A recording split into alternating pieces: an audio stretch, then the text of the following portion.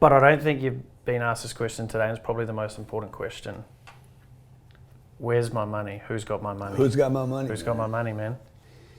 I know this. It's always a who.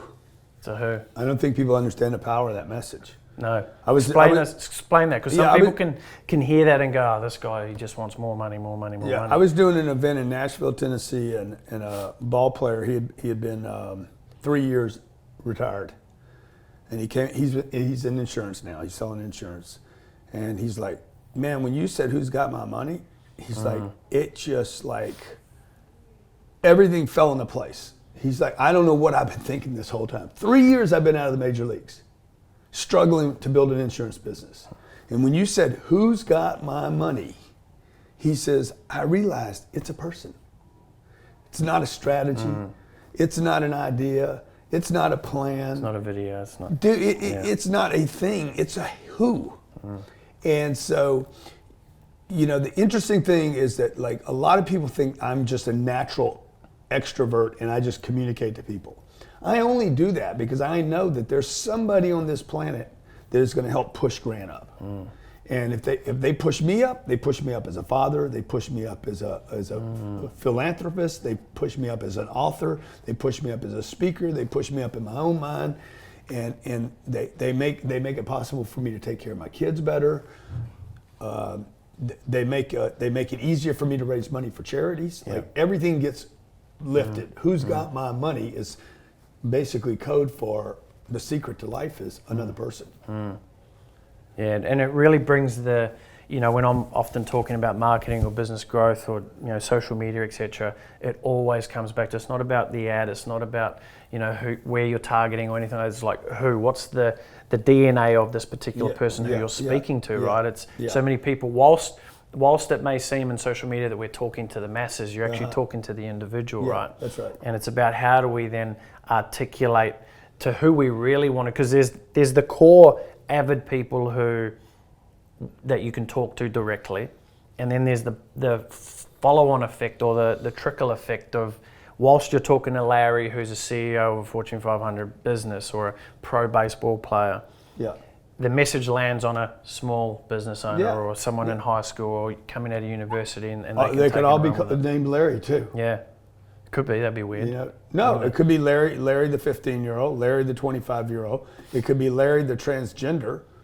Like, you just got to figure out how you're going to communicate to Larry wherever Larry is. It could be Larry the retiree. Look, I got a company that sells digital products and hard products. I got a company that my company sells books and audio programs, audio programs and videos. We do a lot of business with Amazon. Yeah. So I never see the customer. It's an Amazon customer, but it's still a person. Sure. So the more I can raise my awareness of my name with the public, the better Amazon's going to do. So who is not always about a person. It could be about a partner, right?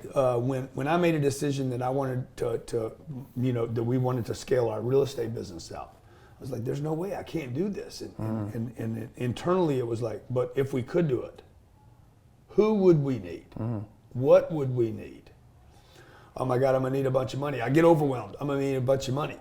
I'm gonna need deals. I'm gonna need real estate. I'm gonna need lending. Okay, who? Because there's a person behind all those things. The money, how am I gonna get the down payment? How am I gonna get the lending? How am I gonna get the deals? People control all three of those things. Yeah, when I first heard the ethos of, it's not, don't think how, think who. Yeah. You know, that changed the way I looked at business, and you know, it's so important for people to, especially, and I want to talk about this, about, you know, growing and scaling businesses. So at Claxon, that's what we do. We help build and scale and grow businesses. You've obviously got a number of companies and they're all successful.